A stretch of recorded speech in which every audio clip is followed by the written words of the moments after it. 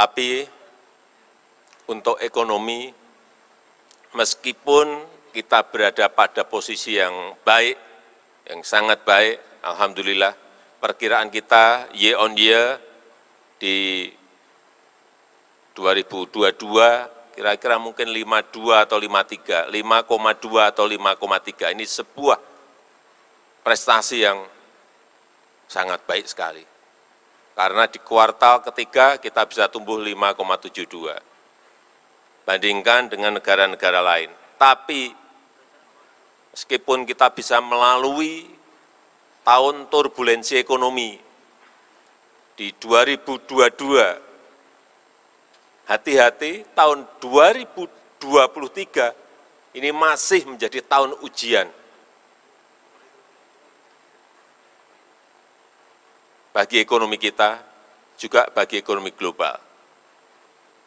Hati-hati, semuanya harus hati-hati, harus bekerja keras semuanya, mendeteksi informasi-informasi dan data-data yang ada di lapangan, sehingga jangan sampai kita keliru membuat kebijakan. Sekecil apapun kebijakan itu harus berbasis pada data dan fakta-fakta di lapangan. Dan tahun diawali di tahun 2023 ini, Managing Director dari IMF menyampaikan, ini untuk kehati-hatian kita dan kewaspadaan kita. Meskipun pertumbuhan ekonomi kita berada pada posisi yang sangat baik. Hati-hati. Tahun 2023, Kristalina Georgieva mengatakan, sepertiga ekonomi dunia diprediksi mengalami resesi. Sepertiga ekonomi dunia diprediksi mengalami resesi. Bahkan untuk negara yang tidak terkena resesi, ratusan juta penduduknya merasakan seperti sedang resesi. Hati-hati. Sepertiga itu artinya kurang lebih 70 negara. Kurang lebih. Dan guncangan ekonomi karena pandemi, karena perang, ini sudah menyebabkan 47 negara masuk menjadi pasiennya IMF. Kita ingat tahun 97-98, Indonesia menjadi pasiennya IMF. Ambruk ekonomi dan ambruk politiknya. Ini 47 negara. Dan yang lain masih ngantri di depan pintunya IMF. Sehingga kita harus memiliki, sekali lagi, memiliki frekuensi yang sama dalam menghadapi situasi-situasi yang tidak mudah ini.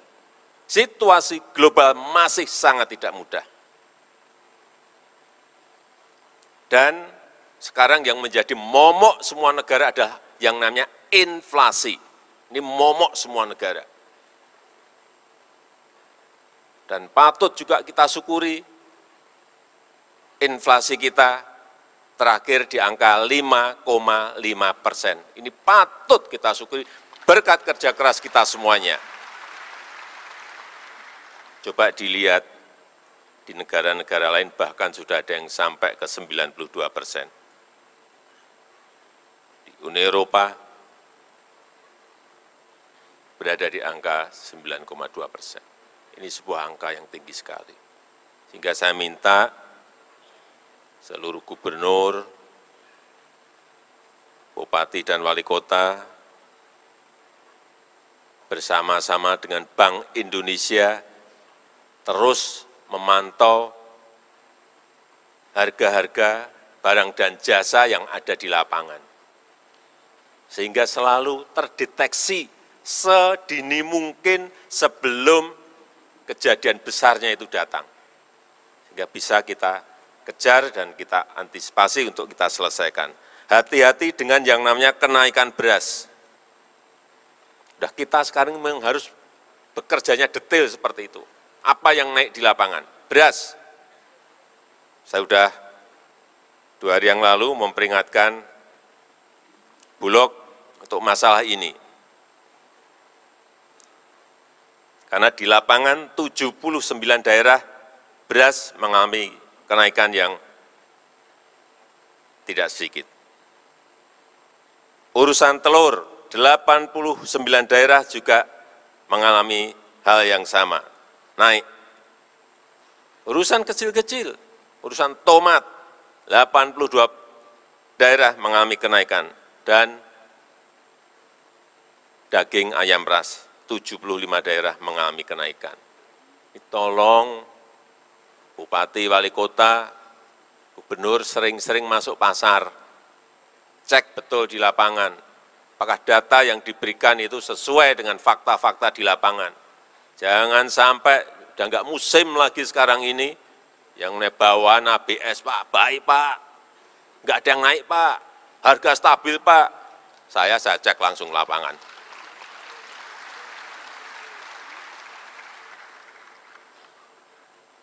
Jadi BPS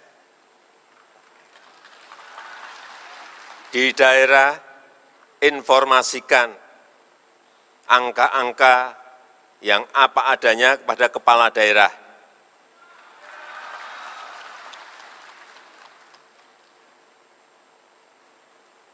Juga hati-hati mengenai tarif-tarif yang diatur oleh pemerintah maupun Pemda.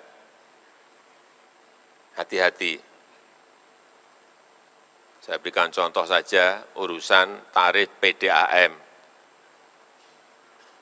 Hati-hati. Kalau urusan listrik, itu urusan kita. Urusan BBM, urusan kita. Tapi yang daerah, yang berkaitan dengan tarif angkutan misalnya, tarif PDAM, hati-hati menentukan itu bisa menjadikan inflasi naik. Jadi dihitung betul, kalau masih kuat ditahan, kalau enggak kuat naik enggak apa-apa, tapi sekecil mungkin, jangan sampai ada PDAM menaikkan lebih dari 100%. Karena data yang masuk ke saya ada. Yang kedua, yang berkaitan dengan inflasi tadi, yang berkaitan dengan inflasi tadi, saya melihat sekarang ini dari Kemendagri, dari BI, semuanya terus menyampaikan informasi ke daerah, sehingga daerah semuanya memiliki data. Dan apa yang harus dilakukan, saya kira saya sudah tidak ingin mengulang lagi pada pagi hari ini, karena semuanya sudah tahu bagaimana menutup ongkos transportasi, meningkatkan produktivitas petani, misalnya tomat mahal, perintahkan tanam tomat, cabai mahal, perintahkan tanam cabai.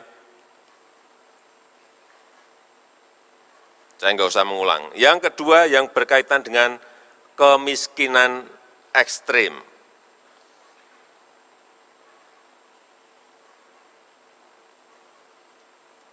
Saya kira data siapa yang miskin ekstrim ini di daerah sudah ada semuanya. Dan sampai di desa sudah punya semuanya. Tolong seluruh kepala daerah cek ini. Dan ada 14 provinsi masih di atas nasional. Padahal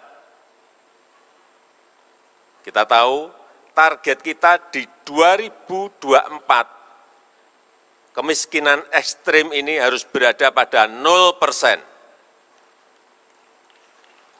Ini target yang tidak mudah. Di 2022 masih 2% dan 14 provinsi di atas nasional.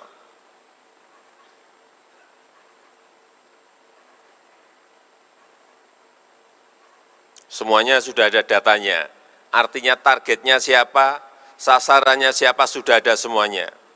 Penanganannya seperti apa, juga saya kira saya sudah tidak usah menyampaikan lagi. Intervensi apa yang harus dilakukan, semua Pemda sudah tahu apa yang harus dilakukan.